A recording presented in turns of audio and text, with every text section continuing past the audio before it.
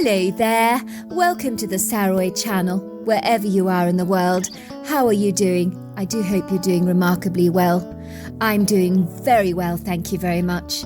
We might as well all be sitting around a really cosy crackling fire together, because I've got a fabulous story for you tonight. And geographical distances don't matter at all, not when we've got the advantage of YouTube. And I've got a fabulous story for you tonight.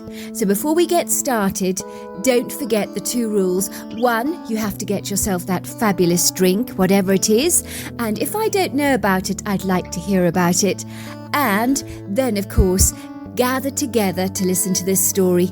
But first of all, subscribe to the channel, click the notification bell and the thumbs up. And let's get started with tonight's story. Dear Sarah, and all your lovely listeners. The bell tinkled. The glass door was pushed inwards of Annabelle's, the old world antique shop.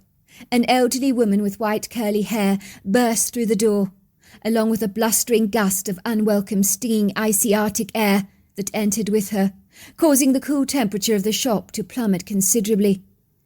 I was working behind the counter at the time, polishing up a pair of sizable, highly ornate silver teapots that had belonged to one of Ireland's most prominent aristocratic families, whose grandiose, vast residence had been taken over by the government in World War II to transform the sprawling residence into a hospital, as the demand for hospital beds was rife at the time.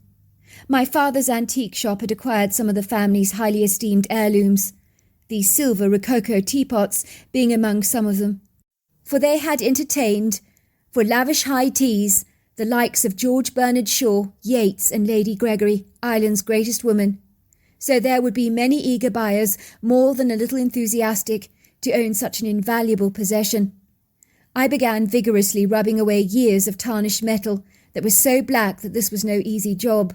But slowly and surely the blackness began to recede, bringing out the gleaming silver that lay buried beneath. Annabelle's was a special shop, vastly different from your average antique shop, for my father, who opened the shop in the early 1970s, was an intrepid explorer who travelled the entire globe to bring back interesting items from all over the world, some with a fascinating story or history behind them. Things like an unusual embellished mirror that was sometimes missed, clouding all on its own, as if the reflective glass had become like moonstone. It would do this throughout the day for seconds at a time, for no apparent reason at all, leaving many of our startled customers completely flummoxed. "How can it do that?" they would exclaim in awe. Annabelle's contained some spectacular antiques. There was an interesting chair, ostentatiously carved, that had belonged to some African king. A mounted monkey's head that was acclaimed to bring you great luck if you dared to stroke it. A cannibal's necklace of human teeth. An old army uniform from the Second World War. An original picture of a ghostly apparition taken in some famous obscure Scottish castle walking down a sweeping ornate staircase. An antique leather-bound book of ancient legends. A Chippendale antique desk. A snuff box from the time of Billy the Kid. A silver inkwell once owned by Beatrix Potter. A very unusual French antique dole. Eclectic tortoise-shell sunglasses that were acclaimed to have once belonged to Marilyn Monroe.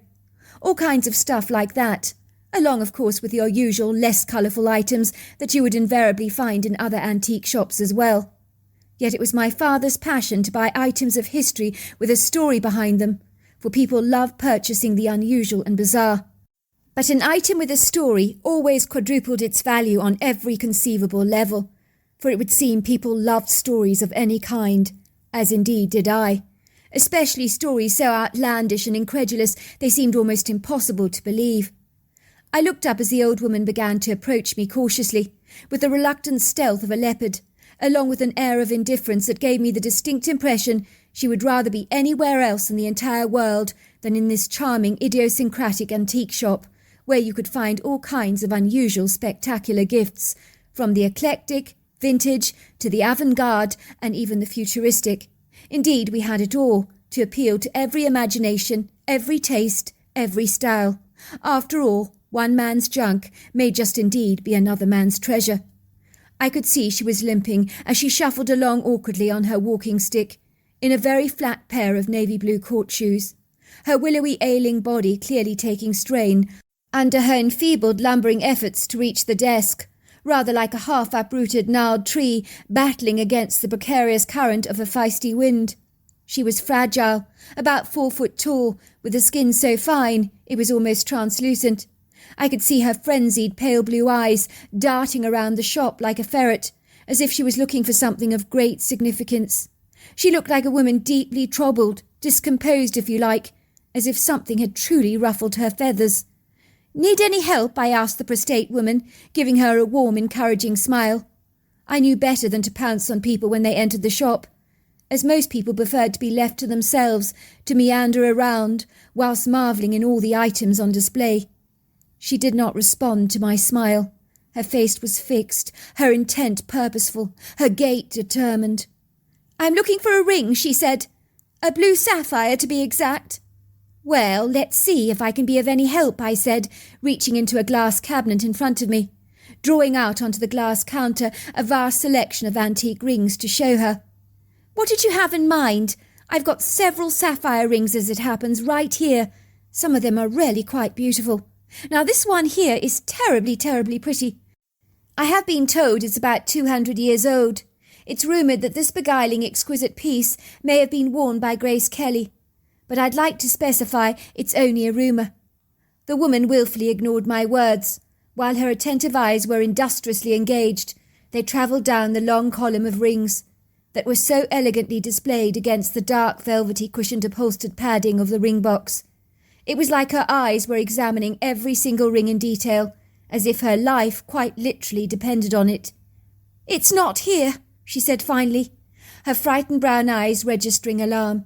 She looked up at me with an expression of grave concern, her hands trembling, her jaw tightening, while her frail, unstable body visibly stiffened. For a second she looked like a white mannequin. "Sorry," I said. "What's not here? I'm not following you, ma'am." "Let me explain better. My daughter, well, she sold you some pieces of my old jewellery. I decided to sell them off. It made a lot of sense to me. You see, I'm moving into a retirement home shortly. I've been downsizing my life, so to speak. Well, she wasn't supposed to sell that ring. She wasn't supposed to sell it. I did warn her about it. But she sold it. I can't believe she sold it to you." "Oh, I see," I said, my eyes softening. "The ring is sentimental to you, is it? I think I can understand that. It's very hard to let go of stuff you really love, let alone replace it. Some things are irreplaceable. It must have been an oversight on her part. I'm quite sure she didn't intentionally mean to sell it behind your back like that." "You don't understand! You don't understand!" said the woman, grabbing my arm, taking me by surprise as she squeezed it ever so tightly with an urgent pressure that was impressive for one so frail. Her pale blue eyes bored into mine with the intensity of a jackhammer that was so profound. "You don't understand! You don't understand! That sapphire! It isn't an ordinary sapphire! There is something wrong with that ring! It is dangerous, very, very dangerous," she announced. "It's cursed. If the person buys that ring and wears it, they will almost certainly die. They will almost certainly die. Do you understand what I'm saying? They will die." At that, my mouth dropped open like a Venus flytrap in surprise. This was an appalling revelation, one that I had not expected. A cold chill jolted down my spine in a series of electric spasms, as her ominous words hung in the atmosphere like a bad, noxious smell that could not be abated. Even my heart rate had increased in intensity, as I hardly wanted to be responsible for selling someone a cursed item. You would think that a woman's outlandish, nonsensical, emotional display would have left me believing she was unhinged or as nutty as a fruitcake. But I assure you, working with antiques as I have done so for many years, this was most certainly not the case. I have seen strange things over the years, very, very strange things. For indeed, phantasmic items have crossed my path with eerie supernatural tales behind them that are so bizarre they would make your hair curl. It's not something I've ever willingly talked about in an open forum, as there are some insider secrets in the antiques business that you prefer not to discuss with locals, such as haunted, jinxed, unearthly or cursed objects being among many of those discussions. So this was not the first time I'd heard of a cursed item, nor would it be the last.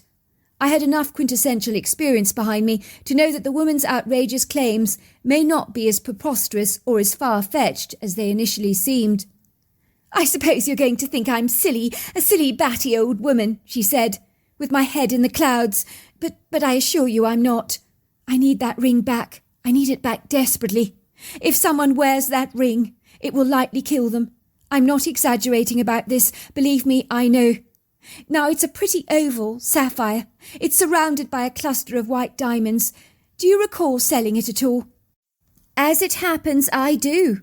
I know the one. It was a very beautiful ring. We sold it about 2 weeks ago. I can check the records if you like, to find out who bought it." "That would be so good, very good," said the old lady, looking heartily relieved, as if my words brought her a great measure of reassurance. "You sit down," I said, pulling out an upholstered chair for the woman. "You look as white as a ghost. The colour has completely drained from your face." The old woman sank back gratefully onto the cushioned chair, luxuriating, wallowing in its comfort, so relieved to finally be getting the weight off her weak legs. "I'm going to make you a nice hot cup of tea," I told her. "Then you can tell me all about this mysterious ring of yours, and its connection to a curse, of course." I could tell the woman's energy had been drained from her. She looked fatigued. She needed some sweet tea, and fast, I thought. "Oh, would you, dear? I'm half parched. It's freezing cold out there. My word, the weather is terrible. My whole body is shaking like a leaf.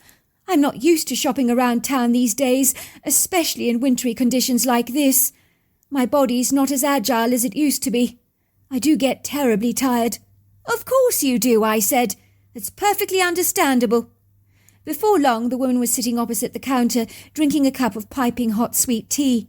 Her arthritic fingers wobbled precariously, jiggling the bone china cup and saucer in her hands. For a moment, I seriously thought she was going to drop the hot tea all over herself. "Oh, that is so good, dear," she sighed. "You do make an excellent cup of tea." "Now for the record," I told the old lady. "If it's any consolation to you, I do not think you're batty. On the contrary, the reverse is true. If you look around this antique shop of my father's, there's a plethora of items in here that have belonged to people long since deceased. Every physical object can carry an energy signature or imprint of a person on it. I know that now to be profoundly true. On occasion, there can be a paranormal attachment to something. I've witnessed this myself firsthand. Sometimes we've even had ghostly activity here in the shop, usually occurring soon after we purchase an item to sell. So I'm well acquainted with the abnormal, should we say." "What kind of ghostly activity are you talking about?" asked the woman, her curiosity now aroused. "Oh, I could tell you many stories," I said, taking a large sip of tea and replacing the cup onto the counter. "I mean, I've been eyewitness to queer stuff going on in here, like the electrics going ballistic, or the shop becoming as cold as ice, almost as if a Siberian sub-zero temperatures have suddenly entered the shop on their own accord. There are times I've sensed I'm not alone, that I'm being watched, but nobody's ever there. I always go and check, but nobody is. Then there are other times I've heard distinct chattering voices, conversations so obscure that you can't even hear what someone is saying, but it sounds as though they're in the shop only yards away from you. And when I move towards the chatter, it just suddenly stops, almost as if they're aware of my presence, whoever they are. It's easy to think you're going daft, or your imagination is in overdrive, but that is not the case. There are times I've been physically touched as well, where I can feel a cold hand brushing against my face. That creeps me out a lot. So you could say I've had some outlandish experiences here at Annabelle's that, shall we say, are more than a little bizarre. I'll give you an example of a very strange experience I had here in the shop. There was a young man here in his 30s, a handsome-looking man, actually, very easy on the eyes, wearing 1900 clothes. He stood here larger than life before me. He was as real as you and me, so I never had reason to doubt his physicality, although on reflection he was decidedly pale. I never saw or heard him enter the premises, as the bell would normally tinkle to alert me to a customer. On this occasion I never heard it. He was a very distinctive gentleman. He was wearing a distinguished-looking, superbly tailored navy blue short-fronted tailcoat, along with a matching fitted waistcoat, which he wore over a white linen shirt, with a matching white linen neckcloth, a pair of tight-fitting caramel-coloured pantaloons, and a pair of knee-high dark brown Hessian boots, lined with a caramel leather trim. He looked very debonair, striking. He was wearing a tall beaver hat. He looked incredibly elegant, cultured, self-assured. I remember thinking he must be taking a part in some kind of reenactment of the 1800s or 1900s, rather, from the Historic Society, as they're situated a block away from Main Street. I've often seen them there, dressing up in fancy historic regalia to celebrate various events in our illustrious American history. In truth, I thought he was a superb actor, a brilliant one at that, who was having a bit of fun at my expense, giving I work in an antique shop of all things, surrounded by a tsunami of ancient relics. It made sense that he was having fun with me, I thought. I said to him teasingly, "Sir, you look the picture of sartorial elegance in your ensemble. I'm most impressed." I remember he looked at me with such a befuddled expression on his face. He responded to me in a crisp, pompous voice, with a level of elocution in his language far superior to ours. It was clear he was from American aristocracy. He said to me, "Young lady, I'm not here to receive the extravagance of your social niceties, as well-meaning as they may be. For indeed it is a man's honour to impress upon a woman a compliment in her manner of dress, rather than receive one for himself, to excite his own vanities. No, I'm not here to discuss such meaningless trivia with you. But in regards to a matter that holds my attention with a very grave concern, I want your resolute, tenacious assurance that you won't sell the golden pocket watch from Wotan Watch Company, which I have left so generously in your charge, under the auspicious umbrella of your vigilant protection, for it is indeed a priceless possession of which I hold in the greatest regard." "He said that to you? That's a mouthful." "Yes, he said that to me." Then he turned around and walked away, just like that. I don't even think I heard the tinkle of the bell as the door opened out into the street. The man was gone from the shop that quickly. I must admit I just shook my head, chuckled to myself, and actually thought if I were a film producer, I would almost certainly hire him on the spot for his remarkable interpretation of a 1900s gentleman. I thought it was all just an act. He was acting out his character, although I will admit I was rather bewildered that he knew about the Wotan Watch Company for a start, and the pocket watch, as it had only just come into our possession. I gave the matter no further thought or attention until 2 days later, that is, when I sold the watch to a very eager client. I wrapped it up in a magnificent box, which I covered in fancy paper, with a pretty bow, along with the name of our shop on a sticker. I then placed the package in a pink cardboard box, with the name Annabelle's on it. The man was absolutely thrilled. It was his father's 70th birthday. He couldn't wait to buy him something extra special to celebrate the grand, illustrious occasion. He thought the watch he was buying from us was the quintessential perfect gift, perceiving that his father would be tickled pink, as he had a sizable collection of 1900 pocket watches already, so this pocket watch would be a great piece to add to the collection. Suffice to say, the customer came back to my shop in a dreadful, appalling state, claiming his father had opened the present in front of him and the box was empty. As you can imagine, he'd seen me wrap up the present himself, so his feathers were well and truly ruffled. He couldn't understand what was going on. The pocket watch had literally vanished into thin air. It was like something you'd expect to see in a Vegas magic show. I pulled out our collection of pocket watches, and sure enough it was placed back there in the glass cabinet, here in our shop. How did it leave the confines of a wrapped present, returning just to be in our cabinet all over again? It was very strange. I remember wrapping it up again, putting it in the box myself, repackaging it, and handing it back to the grateful customer, who took it home to give to his dad. But when his father opened the box, once again it had vanished. Of course, I was to discover it had been safely returned to our glass cabinet over there. It's been sitting there for over 10 years, and it hasn't been short of admirers and people wanting to buy it. But I never let them buy it because I know what will happen. It'll just return to the shop. It's one of those objects that simply refuses to be sold. It's desirous to stay here, come hell or high water. I was to find out later from the Historic Society down the road that there was no man fitting that description on that day that was dressed up to the nines like that. So I'm forced to conclude that I had a conversation with a ghost. A ghost, it would seem, who's very particular over the safe keeping of his pocket watch. It's the weirdest, most enigmatic thing. to be so comfortably well acquainted with seriously weird stuff. So nothing you can tell me will surprise me or destabilise my lack of scepticism, for I've seen it all, believe me. So now after my absurd revelation, I hope you'll be inspired to tell me yours, why you're so convinced that this sapphire ring is indeed cursed." The woman stammered awkwardly. "Well, how do I begin? It belonged to my grandmother, actually.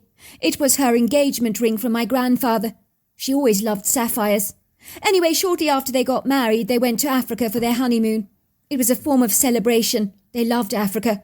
My grandmother visited this remote African village out in the middle of nowhere. This was not your average African village. The people just stared at her because she was so white.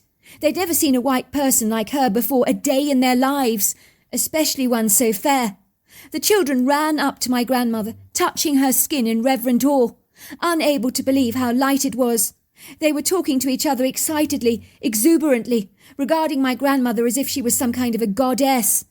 My grandmother asked the translator that was with them what the kids were saying about her. I gather they thought that she came from the stars, like the Palladians or something. My grandmother and her husband were promptly bustled into this huge grass-rounded hut, which had an earthen floor. They were informed that the medicine man, or witch doctor if you like, wanted to see them. My grandmother was a fine woman of God, very intuitive. When she met the witch doctor, she felt chills going down her spine. Something about the man set her nerves on edge. She said she was certain he had a demonical energy about him. The witch doctor's attention was focused on my grandmother's ring. He asked if he might look at it, so she held out her hand before him. The man held her hand in his, studying the ring ever so intently with a fixed, glazed look. My grandmother said she watched the man's eyes rolling in his head until they were totally white. He then blew on the stone from his mouth. To her horror, she physically discerned this purple smoke spiralling out of his mouth like the smoke from a chimney. It then whirled into the stone, promptly vanishing. My grandmother was so shocked she thought she must have imagined things, but my grandfather had witnessed it too. This was an anomalous event they couldn't understand. They asked the witch doctor what the smoke was for that he'd blown into the ring, as, of course, they were more than a little perturbed. He assured them it was some kind of an ancient African blessing from the ancestors. Within a day after this event, my grandmother experienced the most horrendous shooting pains all over her body. After a doctor's visit, she was diagnosed with full-blown terminal cancer, given only a month to live. It was a devastating shock to my grandparents. They were in their early 20s at the time, with their whole lives ahead of them. It felt as if the rug had been pulled from beneath their feet. My grandmother suddenly remembered the strange purple smoke being blown into her ring by that witch doctor. She guessed it was nefarious, so she decided to stop wearing the ring, to see if her health improved. It did. It was very peculiar, because after she stopped wearing the ring, her skin went purple for a couple of days, the identical colour of the purple smoke that the witch doctor had blown into her ring. I gather the pain left her body almost immediately, and after a visit to the doctor's office, it was discovered she was cancer-free. My grandmother told her very sceptical, dubious sister what had happened. Her sister pooh-poohed the whole idea, insisted on wearing the ring for a few days to prove a point, and then she too ended up with full-blown cancer, which immediately vanished once she stopped wearing the ring. So now you know why I'm concerned about anyone who may be wearing that ring. If they continue to wear it, they will almost certainly die. I'm in no doubt about that. Worse still, they wouldn't know the ring is connected to their physical decline. It's that purple smoke that's locked in the sapphire. That's what kills the person. It's an extraordinary story, Mrs. Winthrop. Mrs. Winthrop, I repeated. I told you I'm not cynical. I believe every word of what you've told me. But you're right. Time is of the essence. I immediately went towards my filing cabinet, rushing through the invoices as quickly as I possibly could. "Oh, here it is," I said, sighing with relief. "Sapphire ring, purchased by a man called Devon Undergrove." "Leave it to me," I told the old woman. "I'll go and see Devon myself. I'll speak to him about the ring. Tell him about the acclaimed curse. I will tell him your entire story. Then it's up to him what he does about it." "You will? Oh, that is so kind of you," said the old lady. "You don't know what you've done. You've taken a weight off my mind. I'm not getting any younger these days. Coming here has taken the wind out of my sails. So knowing that you're going to take care of things, it's a monumental relief for me. I can't thank you enough." And so there I was, driving my truck to a custom-made farmhouse in the Willamette Valley, which is in the heart of wine country, approximately an hour and 20 minutes drive from my home in Portland, Oregon. I was visiting a peppermint farm of all things. I'd phoned the gentleman to tell him that I needed to see him urgently about a delicate matter concerning the sapphire ring he had purchased as a gift for his mother. I assured him that I needed to see him in person, as discussing this incongruous story over the phone was not right in my opinion, given the delicacy of the matter. Before long I found myself driving down a long asphalt driveway, surrounded by rolling verdant fields of peppermint crop, along with undulating grassland, like an ocean, rising and falling in billowing ripples. Several American quarter horses were happily frolicking in the fields, their long full tails of dark hair twitching under the pretty ethereal light of the early morning sun that was now breaking through the cobalt sky with a generous steely determination. Their dish-like heads lifted up as my truck neared its approach, their interest in me very brief. I passed a huge red barn that was so large it was suitable for a wedding venue, as well as a couple of gleaming silvery ponds, surrounded by a scattering of weeping willows that sparkled under the twinkling light, their long curvaceous arms bejewelled in emerald leaves that cascaded in long flowing voluptuous drapes above the reflectant glistening water. While propagated generously across the sprawling viridescent wilderness were ubiquitous clusters of medium-sized trees, namely Douglas firs, cottonwoods, ponderosa pines, all gathered together in tight congenial groups. In 2 shakes I found myself drawing up to a custom-made home that shimmered prettily in the first light of the new morning, casting its fragrant shadows across the wraparound porch. It was certainly an attractive house, painted in a grey-blue colour, matching the sky, complemented by a grey slate roof, while the white wooden bay windows were enormous. A young man, cleanly shaven in his early 30s with a boyish face, square jawline, along with bright hazel eyes, came ambling out of the house as quickly as he could, running towards the door of my truck, which he opened for me speedily. "Oh, there you are! I've been expecting you. Sorry, what is your name?" he said, flushing an awkward shade of pink. "I didn't get it. You are—" I stretched out my hand to shake his. Sorry, the name is Poppy Kensett." "Pleased to meet you, Poppy. I'm not going to kid, you've got me very intrigued. What was it you said? A matter of extreme importance concerning the sapphire ring I bought for my mother. Something that you reiterated must not under any circumstances be discussed over the phone. Since you called, I've been champing at the bit to get to the bottom of this enigmatic, curious mystery. I love mysteries. You're not here to tell me it was owned by Elizabeth Taylor, are you?" he teased, while the corners of his lips twitched into a smile that he was fighting to suppress. "Nothing of the sort," I said. "I'd rather not discuss it here, though. Can we go inside somewhere?" "My thoughts exactly. Have you had breakfast?" "No, I haven't, as it happens." "Good, very good. I've taken the initiative of asking the housekeeper to pack us a picnic breakfast with croissants, orange juice and a thermos of hot coffee. I hope you like croissants. I thought we could take our little picnic in the back of my ATV, where we can eat in the woods somewhere. I do enjoy eating al fresco. It makes things taste so good." "You're on," I said. "I love croissants. All that butter melting in your mouth. It doesn't get better than that, does it? I'm salivating just thinking about it already." "Good, let's go," he said in a gravelly voice. "Are you married, Miss Poppy?" "No, I'm not."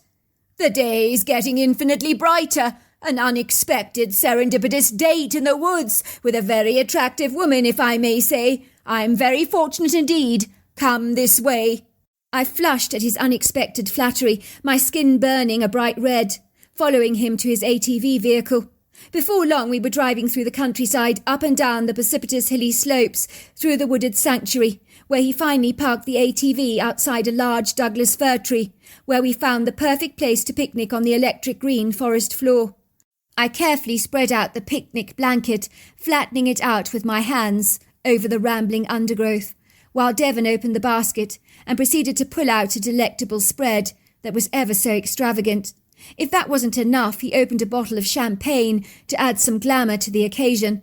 There was smoked salmon and cream cheese bagels, warm almond croissants filled with melted butter, fresh strawberries, warm little mini cheese and bacon quiches, and strawberry shortbread slices.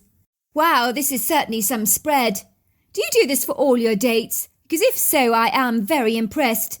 Any girl turning down a date with you needs her head examining. I mean, I would date you just for a slice of this delicious strawberry shortbread.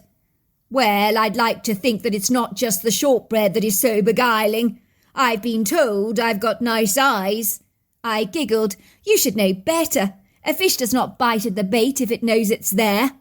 What's that supposed to mean? Don't fish for compliments. I appraise people's antiques, not the colour of their eyes. Oh, on the subject of antiques, how's your mother doing? That's a very strange question for you to ask. My mother may be old, but I would hardly call her an antique. You don't even know her. Why this incongruous interest in her health? If you must know, she's not doing very well. He said this, his eyes reflecting a deep sadness. You know, he said, almost choking on his words, as he took a big bite of almond croissant, wiping away the crumbs from his lips. My mother is a very remarkable woman, the life and soul of every party. She's been as fit as a fiddle all her life. We thought she'd outlive us all, but it would seem shortly after her 80th birthday her health took a dreadful nosedive. We've been told she has a rampant, aggressive cancer. Only months left to live, maybe weeks or even days. You can never be sure with these things. They affect everyone so differently. I'm sorry. You say she got sick after her 80th birthday. Did you by any chance give her the sapphire ring as a present? I did, as it happens. She was over the moon. She wears that ring so proudly every day of her life. Oh dear, that's terrible. How so? He said, raising a quizzical brow. Well, it's come to my attention that ring is cursed. That's why I've come here to tell you about it. At this, Devon burst out laughing. Cursed? I don't believe in stuff like that. Well, it's true, I exclaimed. I proceeded to tell him the story about the old lady's trip to Africa and that strange witch doctor that had blown a purple smoke into the ring. Devon's face darkened. It all makes sense, he said suddenly. My mother began to get sick after she started wearing that ring. It adds up. She needs to get that ring off her finger right now, even as I speak. He pulled out his cell phone out of his pocket and began to dial her number. It's ringing, he said, champing at the bit. Mum, please answer. Answer now. Hurry up. Get to the phone. Hello, Devon. This is a surprise, phoning me so early in the morning, came a flat female voice, accompanied by a few desperate breaths that sounded like a woman drowning in her own lungs, as she was clearly struggling to breathe. Mum, don't ask any questions, but do as I say. Get the sapphire ring off your finger now, the one that I gave you. Why, son? It's so pretty. I don't want to take it off. Because, Mum, it's cursed. The ring is slowly killing you. Take it off now. I'll explain later, but you must remove it. For a while, Devon seemed lost in his thoughts. Thanks for coming, Poppy. But I think we should both call it a day under the circumstances. I need to get back to my mother to make sure she's taken that ring off her fingers. She can't be trusted at times. You don't think it's too late for her, he asked, past the point of no return. I do hope not, I said. I'm not sure what to expect with a curse, but I do know that the two women that stopped wearing the ring fully recovered. But then again, they were a lot younger than your mother. Their bodies might have been more resilient. Your mother, well, she's a lot older, isn't she? It could be a different ballgame for her. As we were pondering over these sobering thoughts, the forest suddenly seemed to shake. I was not a country girl, but I sensed immediately that something was terribly wrong. It was like the ground heaved and groaned under a mini-earthquake. What's that? I asked Devon, but he didn't answer. For a moment he stood there like a statue, staring blankly into the forest, almost as if transfixed by something.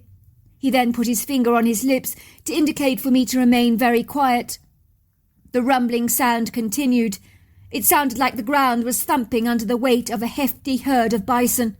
Something's coming, I squeaked. Something's coming. Let's get out of here now. In that moment I could feel the terror passing through my veins like a steam train on full throttle, refusing to stop.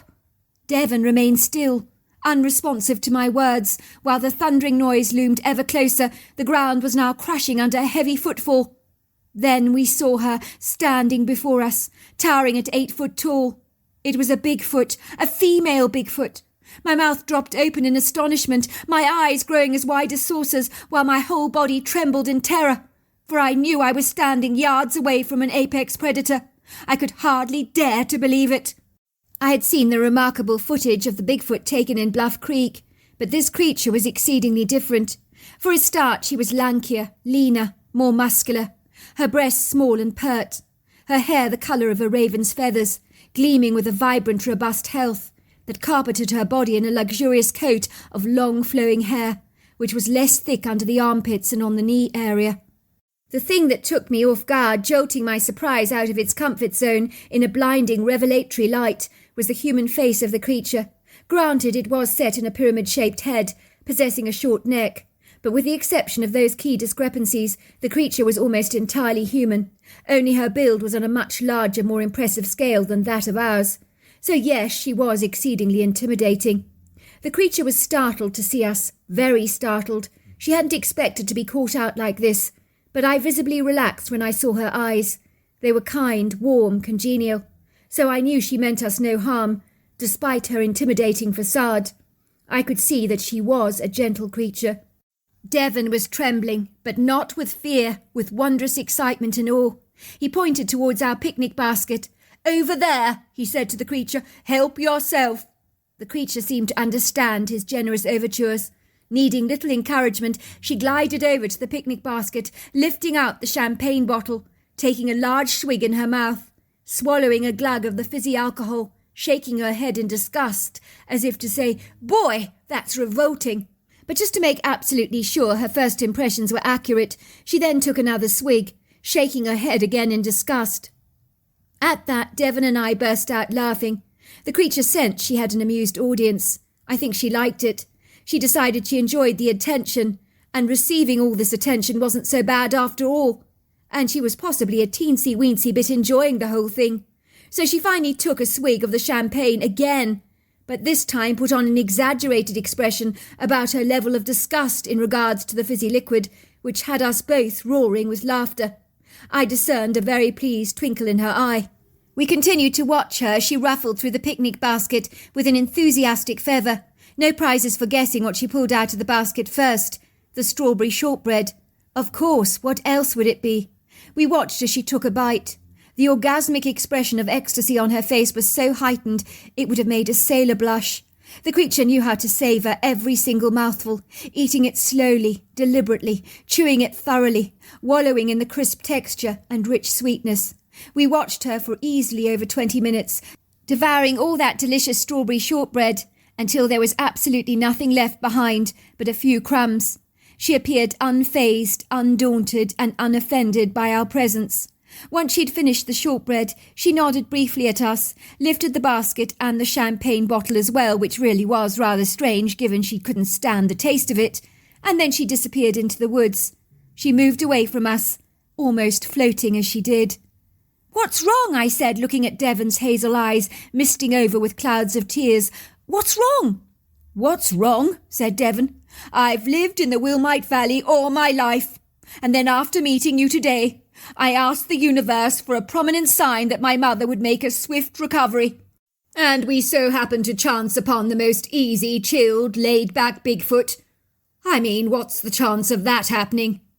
My mother is now going to make a full recovery. I just know it.